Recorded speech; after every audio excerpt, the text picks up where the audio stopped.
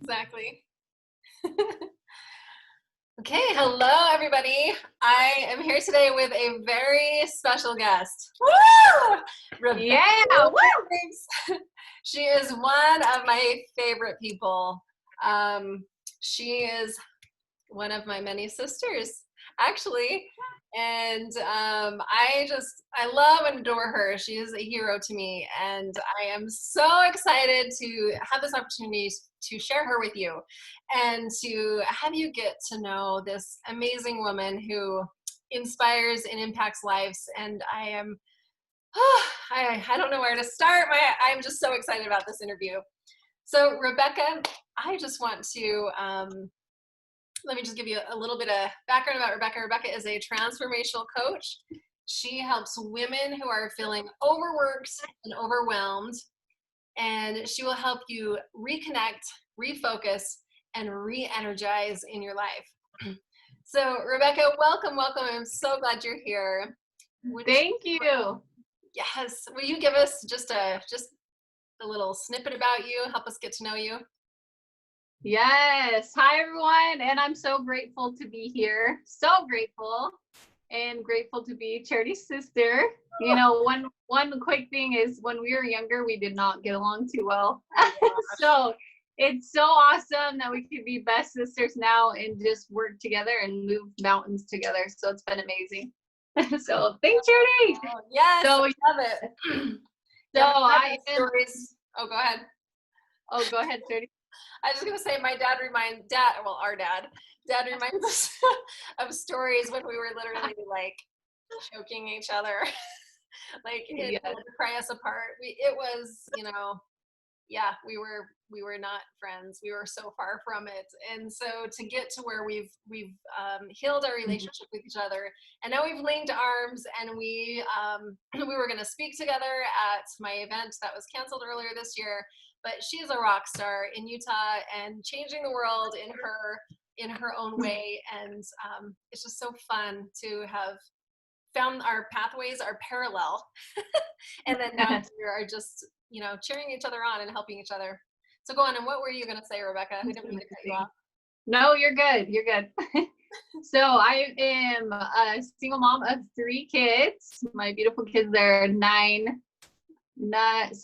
11, 9, and 6, soon to be 7 on Hero Wednesday every day, counts down on Saturday. So awesome. And I love moving and helping people move forward in life, and I love being in the mountains. I love mountain biking. So anything in nature. I love that. So Rebecca, you have a very powerful story of triumph, of overcoming, and I really want to give you the opportunity to share some of that. So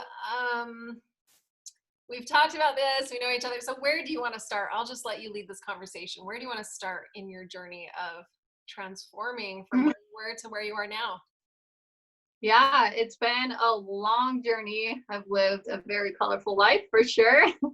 But I think along that journey, it's helped me realize I have so much resilience and so much dedication to keep moving forward.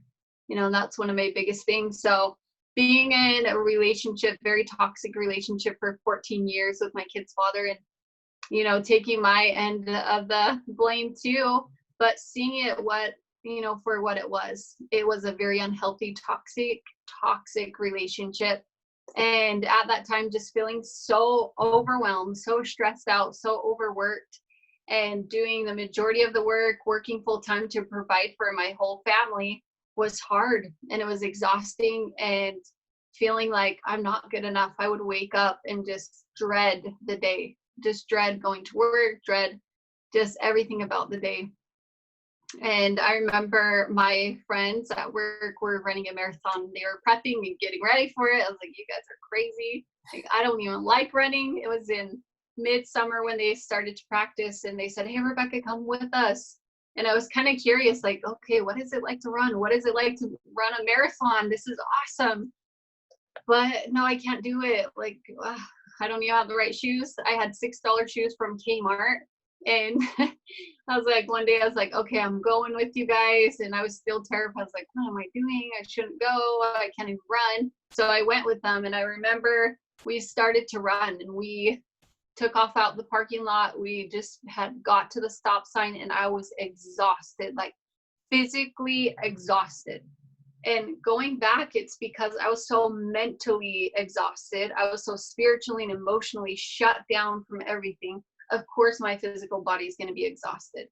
And so I'm like, oh my gosh, I can't even do this. And I kept just telling myself, you should just turn around.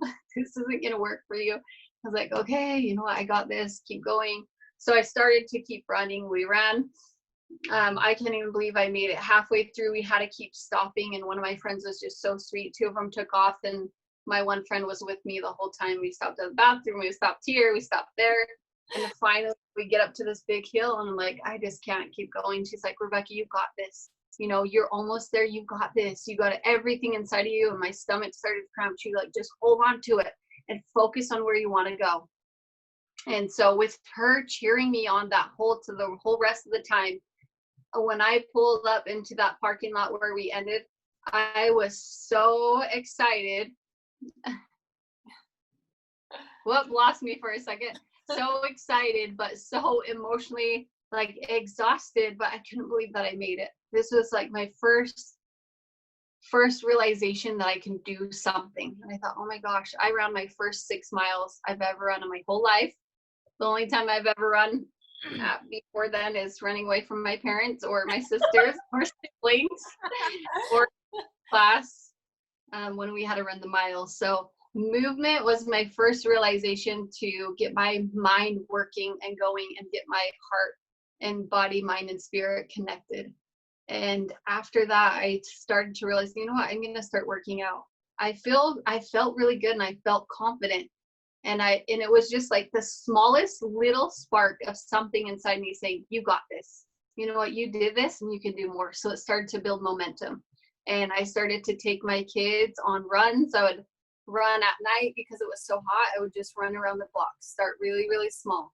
And then I would get dropped off at the top of Snow Basin and I would run down because it starts to build up your momentum in running. So it's just movement, a little by little, this movement. And started connecting with nature. And it was little by little that these things I started to realize, wow, like I'm feeling better. I'm not feeling as exhausted. And it still didn't 100% click. But there were moments in my experience when I felt something that I've never felt before. I felt some freedom in running. I felt freedom in hiking and being in nature. And in those moments, I knew I had more for myself. Wow. And so it was in that I knew I could keep going. I love that. Let's pause right there and just recap some of that. So movement has been transformational for you, a piece of that transformation for you. Mm-hmm.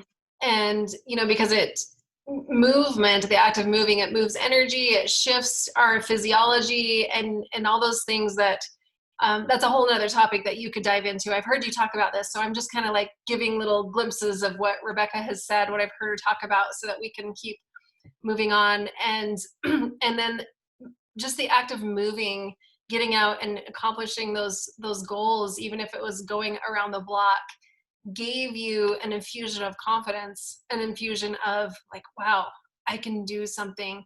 And then also being in that toxic relationship, I know it was very controlling, and that was just, as your sister, it was just so painful to watch, and I felt so helpless. But I can't even imagine how it was for you. But for you, what you said right there was that you felt like you had that freedom to grow, that freedom to move, and having that taste of freedom it just fueled you even more to build your confidence. Like I saw that transformation from where you were in the beginning of that relationship to the growth. And I didn't know what was going on because it was very closed off. You'd show up and be positive, but we didn't know really the extent of what was going on until later on. But I saw that transformation, and then I just saw how you exited that relationship so peacefully, even though he was very threatening for quite some time about if you were to leave. And then you ended up just kind of like working through that just so peacefully with him, which was a miracle in and of itself. So movement has been huge for you. Now tell me kind of what was the next step? So you started moving, you started running, you started feeling that confidence. What do you feel like was the next, some of the next things that you've discovered along your journey? I love that. So through this, that movement started to create that confidence in my voice and who I was. Even though I was very shy, I deflected anything and everything about me. I didn't let anyone know what was going on in my life because I didn't want to know. I didn't want people to know I was hurting. I was in pain. I was suffering. I felt like I wasn't good enough. I felt, so overwhelmed about everything. So the first step was reconnecting to who I was, and that was through running and keeping a commitment to myself. So I decided, what, I'm going to do this. I'm going to stay committed. I'm going to run a 10K. I'm going to run a 5K first. And then I started to progress to a 10K. And the reason why the 5K came up is because our brother had taken his life. And at this point in my life, I had my second child. She was 2 weeks old, and I got a phone call. And it was I just remember it was cold morning, December 17th, and my little 1-year-old was laying on my lap, and I was holding my 2-week-old baby, and I got that call saying, hey, your brother took his life. And as devastating as that was, it's something I had to face, like head on. I had to face this, how can I make my life better because of what had just happened? Like, I cannot live like this anymore. And so I made a decision and a commitment to myself that I'm going to reconnect to who I am. So I started meditating.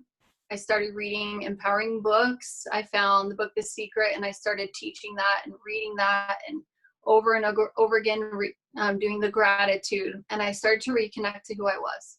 But it was through that commitment I made to myself that built even more confidence and built momentum to keep moving forward.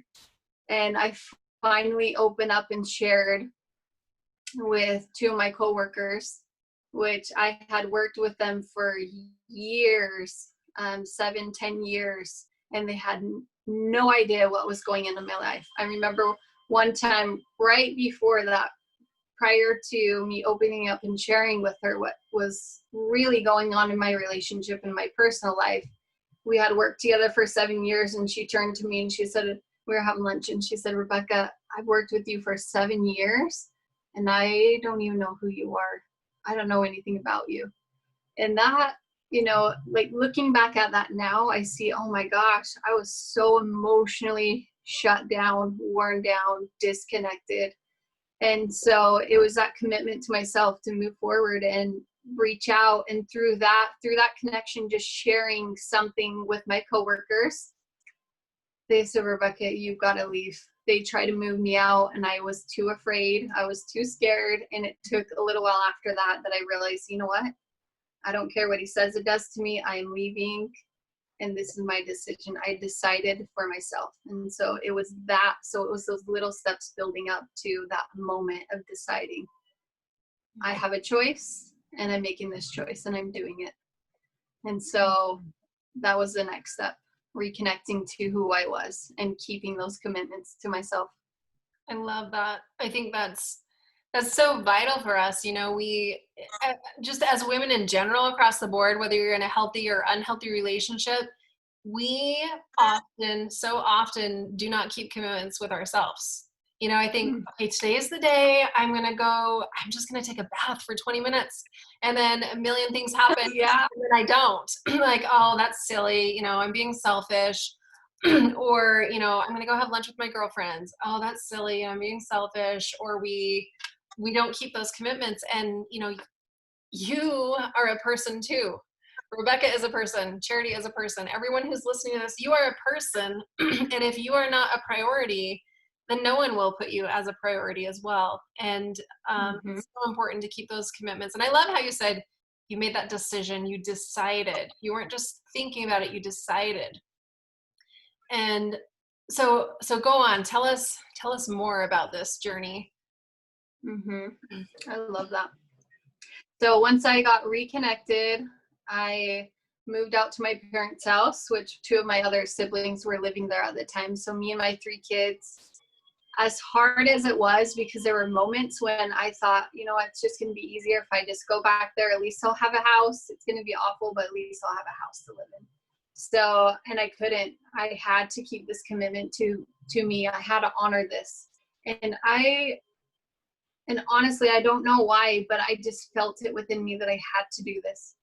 And so we would scoot the sofas together, put a sheet on the two sofas, and that's where we would sleep. We slept there for about a year until we were able to move out into an apartment. And at this point, I was working 5 jobs. I started dating this guy and loaned him about $30,000, or took out a loan for him, which was, you know, mentally I wasn't there, emotionally I wasn't there. So, you know, based on where you're at mentally, you're going to make decisions at that level. And so I could see that. And so I was just overwhelmed. I have all of a sudden, he wouldn't pay anything. He disappeared, and I had to take care of this debt. So I'm a single mom living in a 1-bedroom basement apartment with no windows. It kind of had a weird smell to it, but I was grateful to be there. I was grateful, but I was so exhausted even more, because now on top of everything else, I had this loan I had to pay off, plus my rent, and plus everything else. And so there were some days after work, it would be 11 o'clock at night, pick up my kids, and I'm taking them, carrying them one by one, because they're tired and there's no time to connect and be with them. Sorry, my daughter just walked in. Gave me this. Oh, what does it say? Oh, kitty. Oh. Thanks, kitty.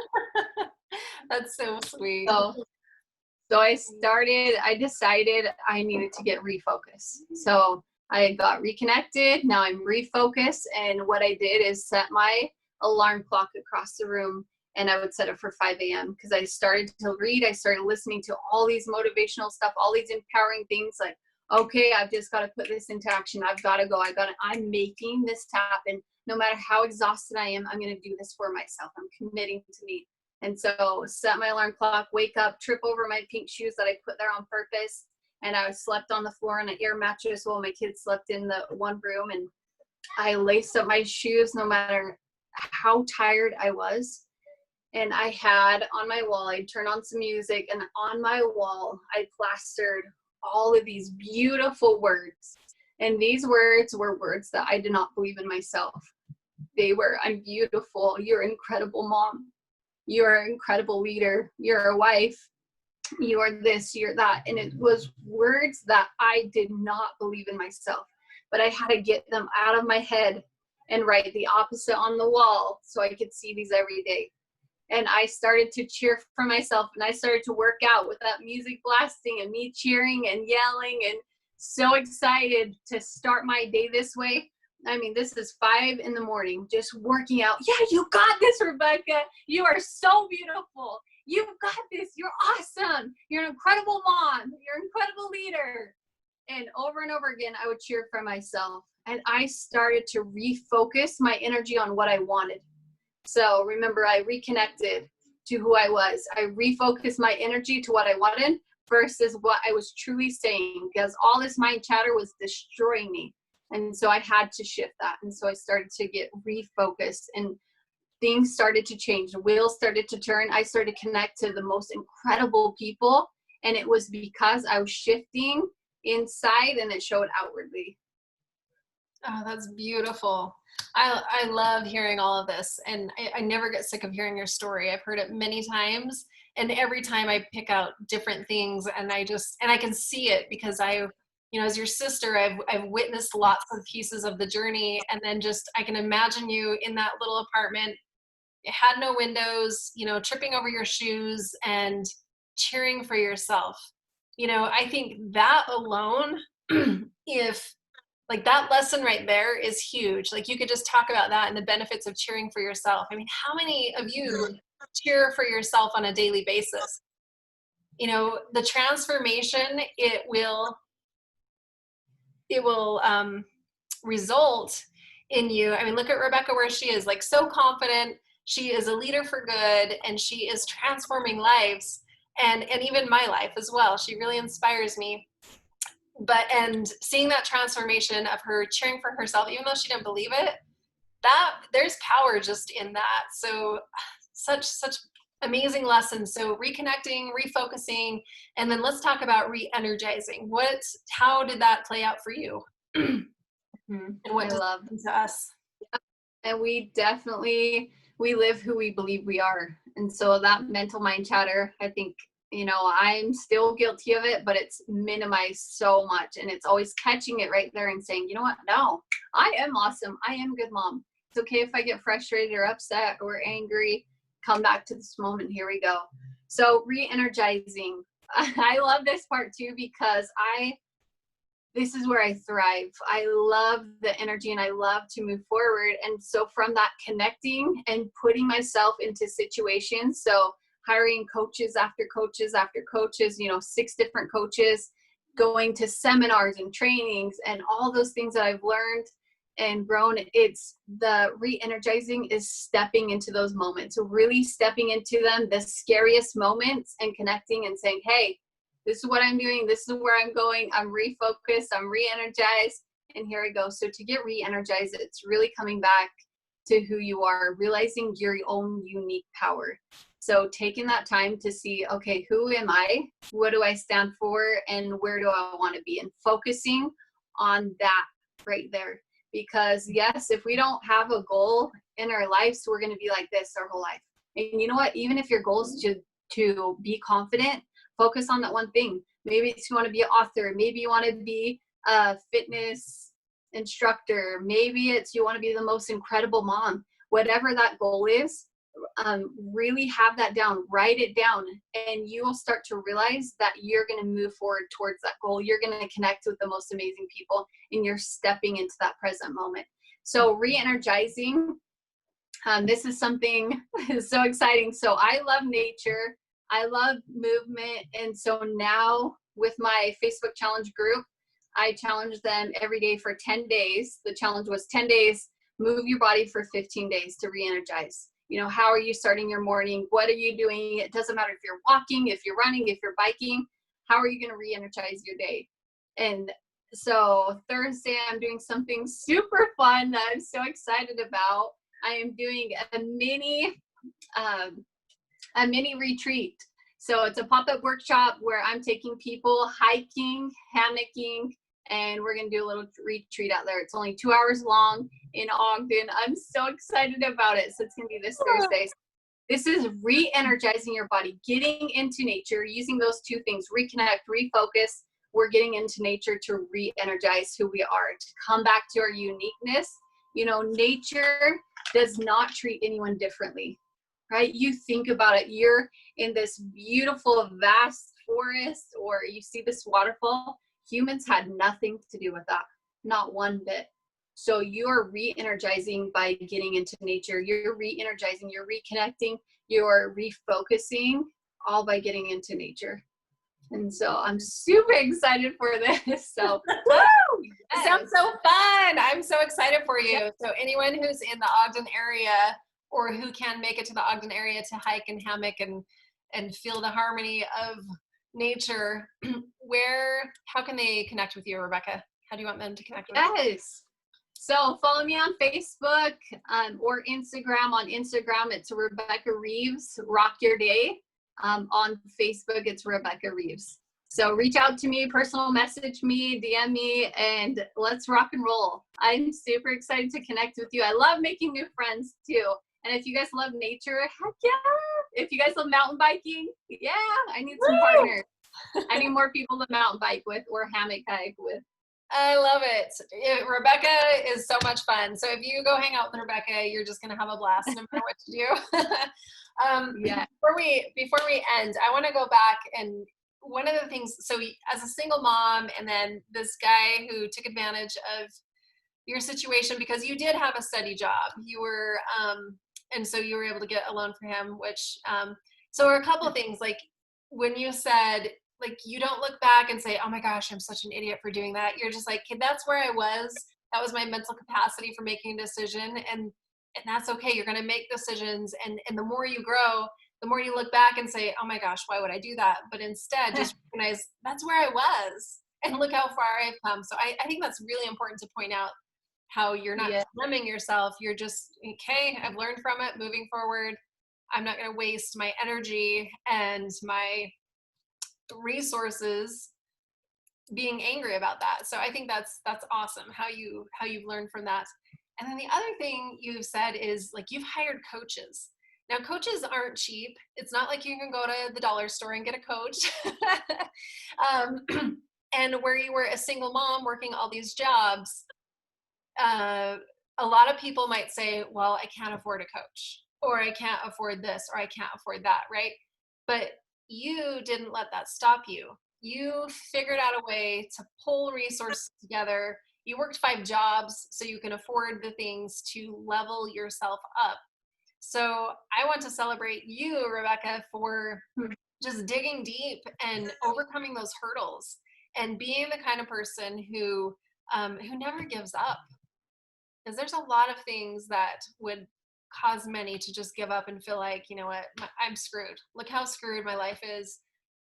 It's worthless, blah, blah, blah, blah, blah. But instead, you like from where you were to where you are now and where you're continuing to head, I can't, hats off to you.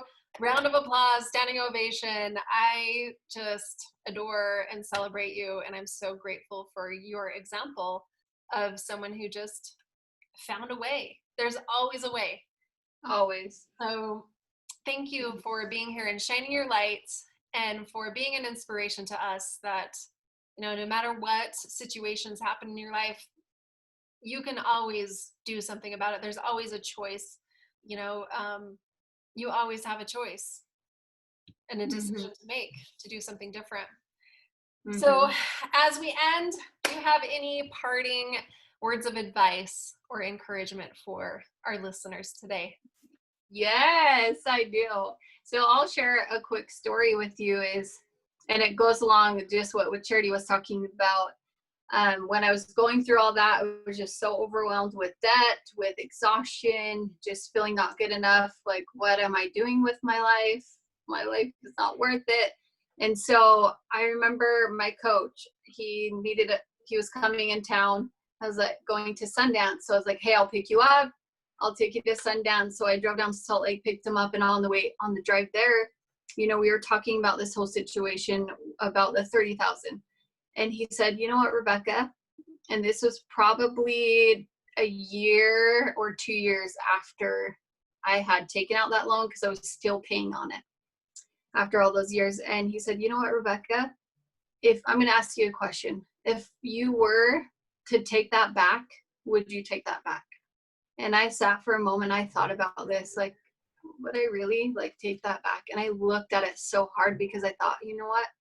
I wouldn't. I truly wouldn't, because I saw myself doing things to make it happen. I started a house cleaning business. I just started this. I did this. And man, I realized, wow, I gained so much knowledge and so much experience because of that. Yes, it sucks and I wouldn't do it again because I've learned.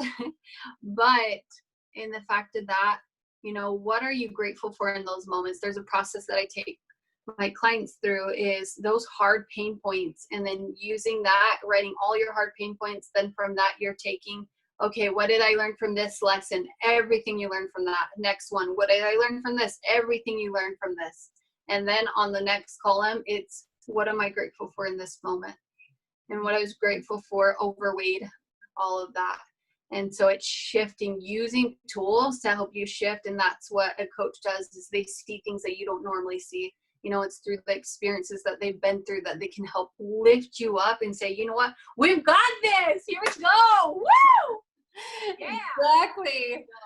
We've got this, and we've got you, and we're on your team. And we're so grateful for you guys to even want to be here and improving your lives just by listening to something like this and following Charity's amazing coaching group. Woo-hoo!